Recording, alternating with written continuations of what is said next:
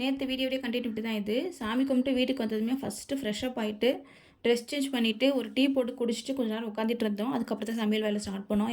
1 மணிக்கு வீட்டுக்கு வந்திருந்தோம். ரிலாக்ஸ் ஆகி சமையல் ஸ்டார்ட் பண்ணுறதுக்கு 2 மணி ஆயிடுச்சு. ஈவினிங் ஒரு 7:00 போல் சாப்பிட வர சொல்லியிருந்தேன் எல்லாரையும். அதனால் அதுக்குள்ளே சமையல் செய்யணும்னு சொல்லிட்டு ஹஸ்பண்ட் கடையிலேருந்து 3 கிலோ சிக்கன் மட்டும் வாங்கிட்டு வந்திருந்தாரு. நாங்கள் யாரையும் கூப்பிடல. ஒரு 15-20 பேர் தான் கூப்பிட்டுருந்தோம். ஏன்னா நாங்கள் தனியாக செய்யலை, பொதுவில் செஞ்சதுனால தனியாக செய்யும்போது கூப்பிட்டுக்கலான்னு சொல்லிட்டு இப்போ அவங்க ஃப்ரெண்ட்ஸை மட்டும் கூப்பிட்டுருந்தாரு. அப்புறம் அக்கம் பக்கம் கொஞ்சம் பேர் கூப்பிட்டுருந்தோம்.